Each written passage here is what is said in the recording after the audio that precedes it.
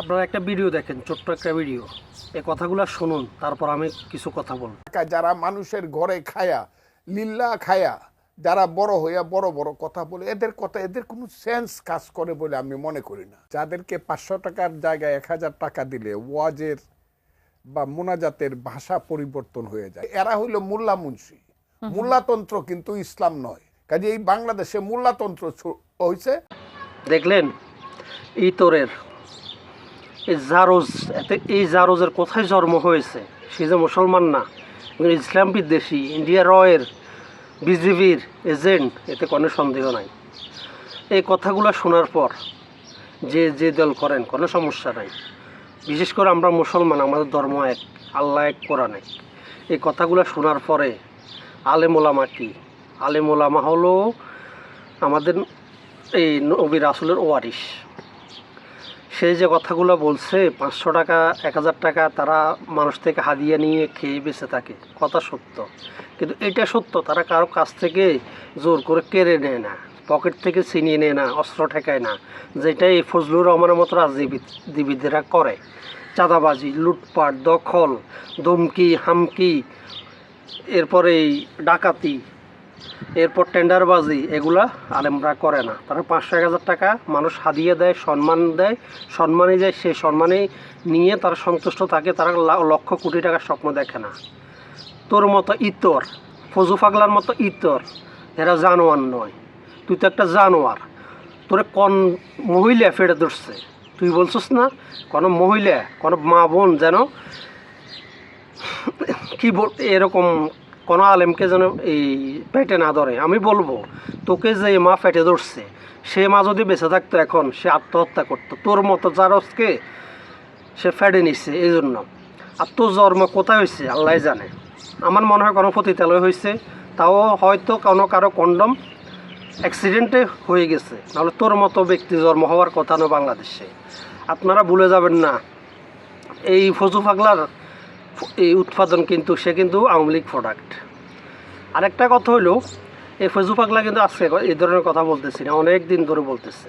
কিন্তু সে এই কথাগুলো বলেও পার পাইতেছে, কারণ সে বিএনপির নেতা, বিএনপির ছায়া তলে আছে।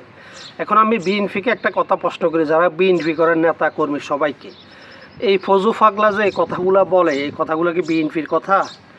এর আগে এক সাংবাদিক এই ফজু পাগলারে প্রশ্ন করছিল যে এই কথাগুলো যে আপনি বলেন, আপনার দল কি সাপোর্ট করে? সে বলছে, আমার দল যদি আমার কথা সাপোর্ট না করতো, আমার দল তো আমাকে অনেক আগে বহিষ্কার করতো, আমার বিরুদ্ধে ব্যবস্থা নিত। সে এরকম কথা বলছে। তারেক রহমান আমাকে ফোন দিয়ে কিছু জিজ্ঞেস করতে ভয় পায়, আমার স্ত্রীরে ফোন দিয়ে মাঝে মধ্যে অনুরোধ করে।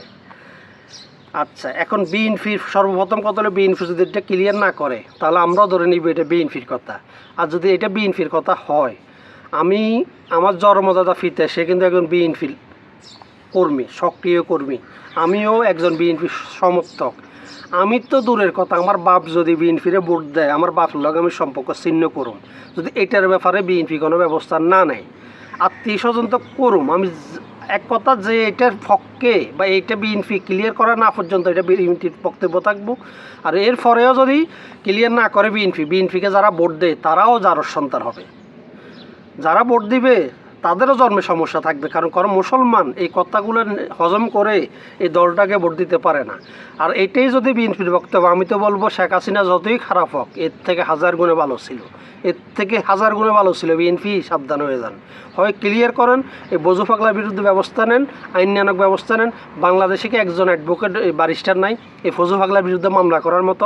ইসলাম অবমাননা, কোরআন অবমাননা, আলেম ওলামা মাদ্রাসাকে অপমান করতেছে এভাবে, আপনারা আর কতদিন বসে থাকবেন? এদের বিরুদ্ধে ব্যবস্থা নেন না কেন? সে বিএনপি না আপনি। আচ্ছা আসেন এবার হেফাজত আরও একটা বড় ইতর। এরা এই 5ই মে 2013 সালে এতিমদের লাশের উপর রক্তের উপর দিয়ে তারা ব্যবসা করছে। কিছু নেতা কোটি কোটি টাকা কামাইছে, হাসিনা থেকে কমিশনত নিয়ে তারা চুপ হয়ে গেছে। কতজন মারা গেছে এই লিস্টটা পর্যন্ত করে নাই। এরা এত বড় ইতর। এরপর তাদের শেখ হাসিনা কওমি জননী উপাধি দিচ্ছে। তারা কিছু কিছু আন্দোলন করে, ফিক অ্যান্ড সুইচ, মানে তাদের যেটা সুবিধা হবে। এখন এর বিরুদ্ধে আন্দোলন করলে বিএনপি নারাজ হবে, সামনে বিএনপি ক্ষমতা আসবে, হালুয়া রুটি পাবে। এই হেফাজত ইসলামের নামদারি এই আলেমগুলো, এদের মতো ইতর আর কেউ নাই। এখন আপনারা এখন কি এগুলো শুনেন না, কানে শুনেন না? মামুনুর হক আপনার কোথাও, আপনি কি জীবিত আছেন না মারা গেছেন? বাঘের মতো হুঙ্কার দেন, এখন হুঙ্কার দেন না, কারণ হুঙ্কার দিলে আপনার বাপ বিএনপি নারাজ হবে, এই জন্য হুঙ্কার দেন না। আপনারা আসলে বড় ইতর হলেন, আপনারা হেফাজতে ইসলামের মতো ইতর বাংলাদেশের দ্বিতীয় কোনো সংগঠন নাই। এরা হলো নিজের স্বার্থের জন্য সব কথা বলে, স্বার্থের জন্য আন্দোলন করে, আবার স্বার্থ না থাকলে চুপ থাকে।